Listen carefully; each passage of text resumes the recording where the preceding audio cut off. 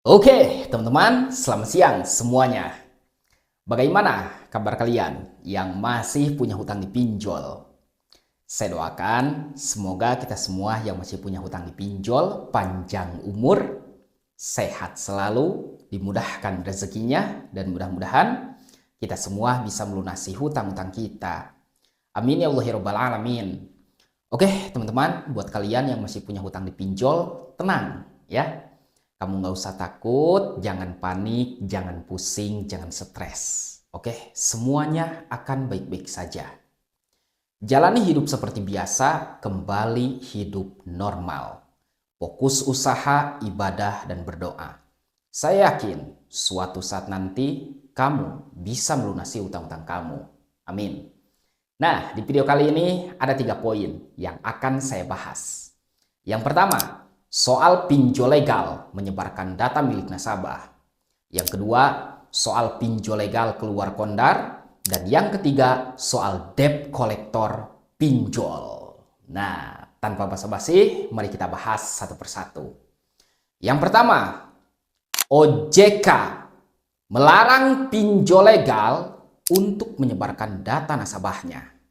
Nah, saya kasih contoh. Kalau pinjol legal sudah mempermalukan Anda di sosial media seperti ini, ya, ini hanya sekedar contoh. Nggak apa-apa, pakai muka saya. Daripada pakai muka orang lain, nanti saya bisa dipidana penjara, ya. Lebih baik pakai muka saya sendiri lah. Nah, jika pinjol legal sudah menyebarkan data Anda seperti ini di Facebook dan di Instagram, maka Anda tidak wajib untuk membayar hutang. Saya ulangi, kamu gak usah bayar hutang pinjol kalau mereka sudah mempermalukan kamu kayak gini.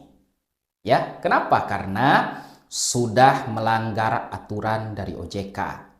Saya ulangi, OJK melarang pinjol legal untuk menyebarkan data nasabahnya.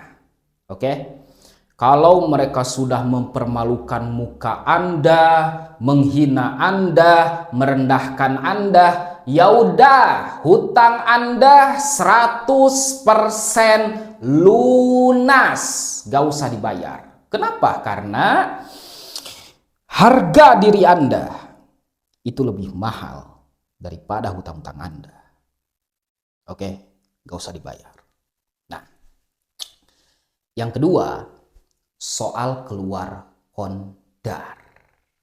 Di sini banyak sekali yang salah menafsirkan tentang keluar kondar. Mereka itu bilang, keluar kondar itu menghubungi kontak darurat ya bang. Bukan, ya. Sorry bro, gua orangnya sedikit kasar, ya, suka marah-marah dan suka bercanda. Dengar baik-baik.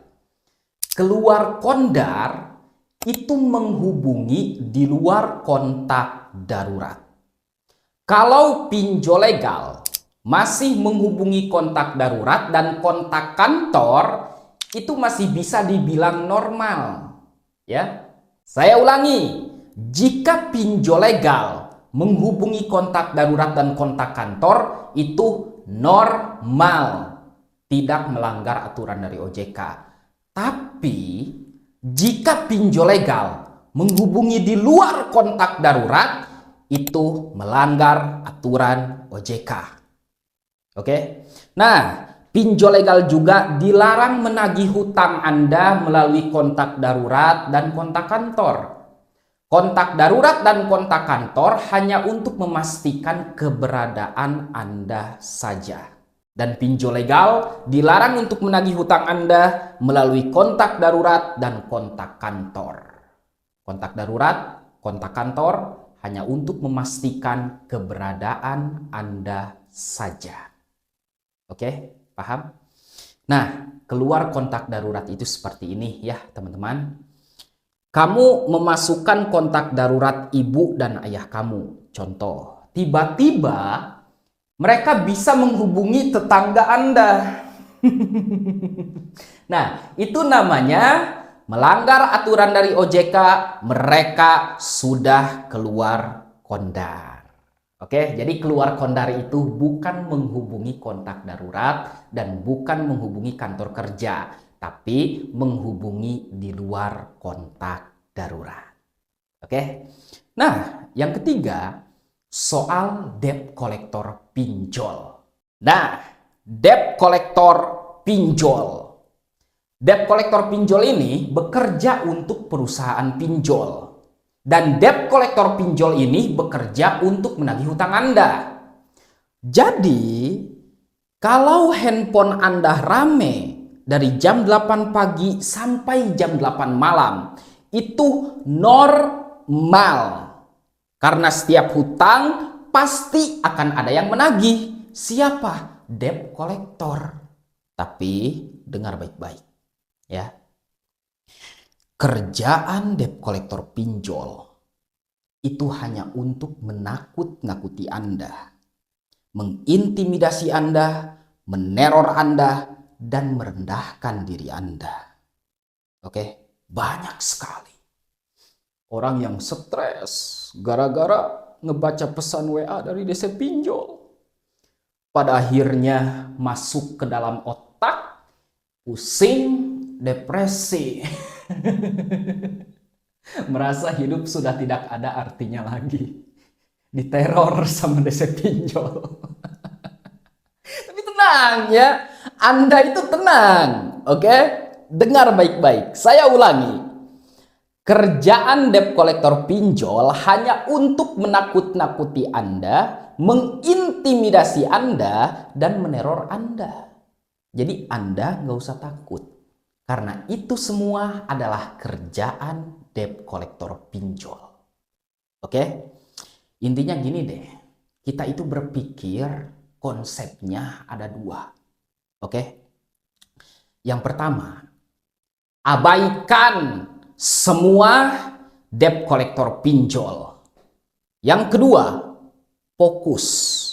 Ada uang, gua bayar. Gak ada uang, ya udah, galbay dulu saja. Selesai kan? Intinya, sebanyak apapun DC pinjol yang nge-WA Anda, yang nelpon Anda nggak usah takut. Karena itu normal.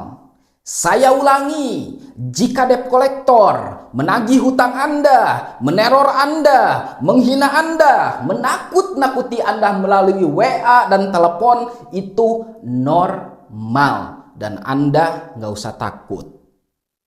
Oke? Jadi, kalau kita galbay pinjol, kita harus menerima resiko.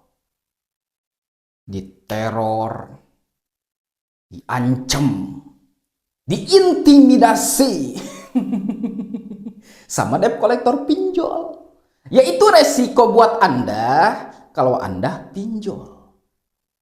Oke, tapi kita nggak usah takut guys. Tenang aja. Ini lihat, Singgih B. Maulana sampai sekarang hidupnya baik-baik aja. Ya, oi, lu itu cuman galebay.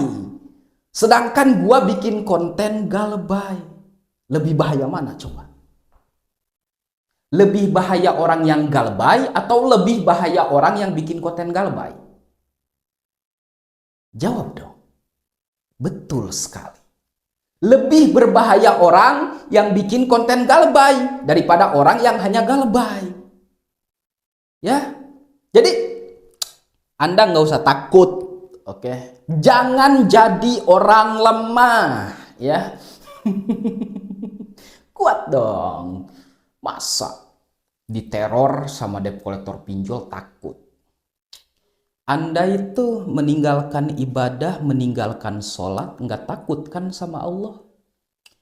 Bodoh. Ya, jangan takutlah. Oke, tenang bro. Semuanya akan baik-baik saja.